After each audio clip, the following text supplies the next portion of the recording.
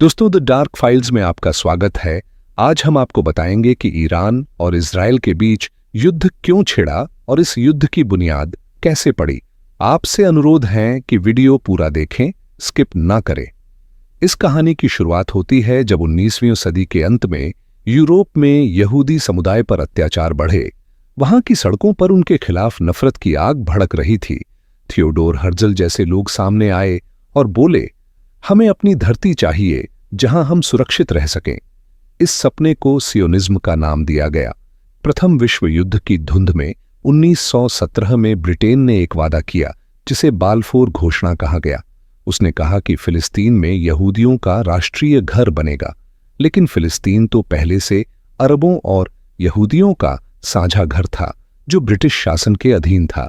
फिर आया द्वितीय विश्व युद्ध, जब हिटलर ने यहूदियों का नरसंहार किया। लाखों की मौत ने सियोनिज्म को और बल दिया। 1948 में संयुक्त राष्ट्र के फैसले के बाद इजराइल का जन्म हुआ, लेकिन यह जन्म आसान नहीं था। पड़ोसी अरब देशों ने इसे स्वीकार नहीं किया। अरब देशों और इजराइल के बीच युद्ध छिड़ गया। इस युद्ध में इजराइल की जीत हुई।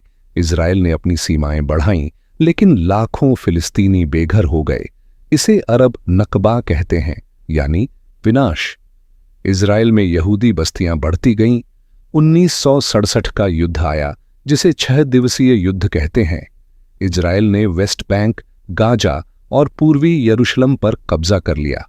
वहां यहूदी बस्तियां बनने लगीं जो दुनिया के कानून में अवैध थीं, लेकिन इजराइल इन्हें अपनी सुरक्षा का ढाल मानता था। फिलिस्तीनी इसे अपनी जमीन का अपहरण कहते थे। यहीं से इजराइल और अरबों के बीच की खाई और गहरी हो गई। उधर ईरान की कहानी अलग थी। 1979 तक ईरान का शाह रजा पहलवी अमेरिका और इजराइल का अच्छा दोस्त था, लेकिन ईरान में 1979 में क्रांति की आंधी आई। अयातुल्ला खोमैनी ने सत्ता संभाली और ईरान इस्लामिक गणराज्य बन गया। उसने इजराइल को अवैध कब्जा कहा और अमेरिका को महाशैतान। ईरान ने फिलिस्तीनी मुक्ति का झंडा उठाया। उसने लेबनान में हिजबुल्लाह और फिलिस्तीन में हमास जैसे समूहों को हथियार और पैसे दिए। इजराइल ने इसे खतरा माना। उसने ईरान के परमाणु कार्यक्रम को निशाना बनाया, क्योंकि उसे डर था कि ईरान का परमाणु बम उसके वजूद को मिटा सकता है। इजराइल गाजा के लोगों पर अत्याचार करता रहा है। स्वास्थ्य मंत्रालय की रिपोर्ट के अनुसार 2025 तक इजराइल के हमले में गाजा के 85,800 लोग मारे गए, जिसमें सबसे अधिक बच्चे और महिलाएं शामिल हैं। आईडीएफ ने प्रतिबंधित एयरबर्स्ट वाइट फास्फोरस गोलों का व्यापक इस्तेमाल किया है और बड़ी संख्या में बंकर बस्टर और आर्टिलरी से भारी अंधाधुंध बमबारी फिलिस्तीन के लोगों पर की गई थी। अब तक फिलिस्तीन के 19 लाख लोग पूरी तरह से विस्थापित हो चुके हैं और लाखों लोग विकलांग हो चुके हैं। इसलिए शुरू से ईरान फिलिस्तीन के हक के लिए आवाज उठाता रहा है और इसी कारण से ईरान और इजराइल दोनों के बीच छाया युद्ध चलता रहा। इजराइल ने ईरान के वैज्ञानिकों और सैन्य कमांडरों को निशाना बनाया। ईरान ने अपने प्रॉक्सी समूहों के जरिए इजराइल पर हमले करवाए। 7 अक्टूबर 2023 को हमास ने इजराइल पर बड़ा हमला किया। इजराइल के 1200 लोग मारे गए। इजराइल ने जवाब में गाजा पर बमबारी की, जिसमें हजारों फिलिस्तीनी मरे। यह तनाव ईरान और इजराइल को आमने सामने ले आया। 2025 आते आते युद्ध का मंजर बदल गया। इजराइल ने ईरान के परमाणु ठिकानों अराक, नतांज पर बम बरसाए।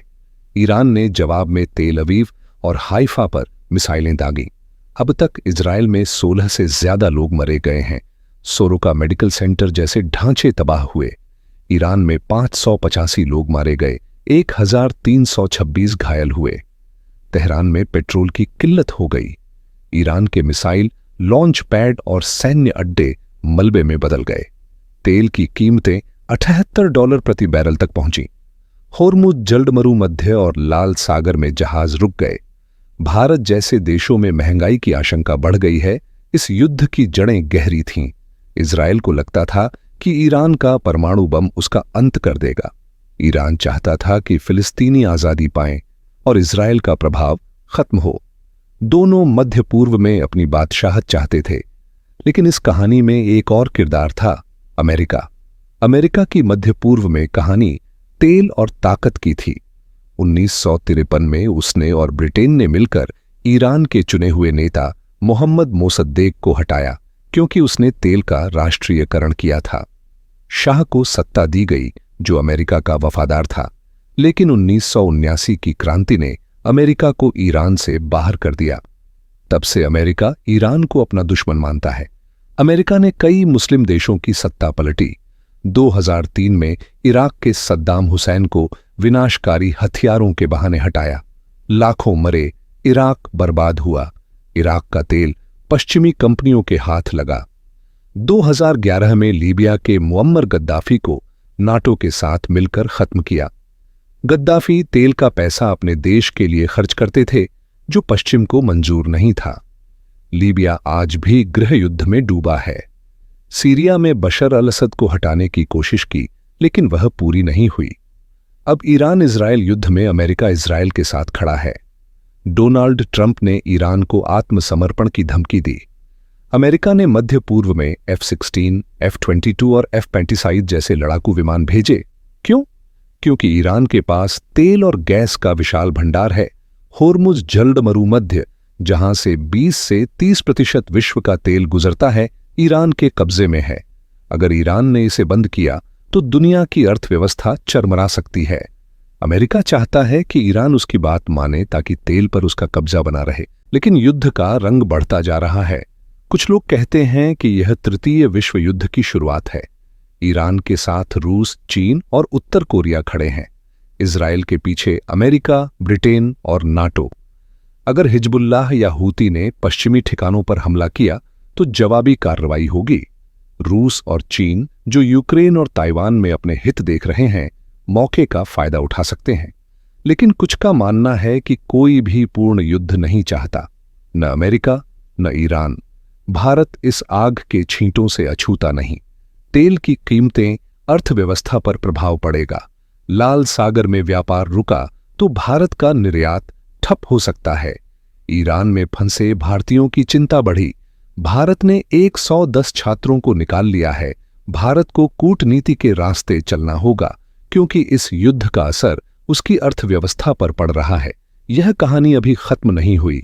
मध्य पूर्व की धरती पर खून, तेल और ताकत का खेल चल रहा है। इजराइल और ईरान की यह जंग दुनिया को कहां ले जाएगी, कोई नहीं जानता, लेकिन इतना तय है कि इसकी आंच हर किसी को झुलसाएगी। अमेरिका भी इस युद्ध में कूद चुका है। उसने आज 22 जून को ईरान के परमाणु और सैन्य ठिकानों पर हमले किए हैं। ईरान को इस हमले से कितना नुकसान हुआ है, अब तक इसका पता नहीं चला है। फोर्डो जैसे गहरे ठिकानों में भी अमेरिका ने अपने बम वर्षक विमान से हमला किया है, और इसके जवाबी कार्रवाई में ईरान ने इजराइल पर आज लगभग 30 मिसाइलों से हमला किया है।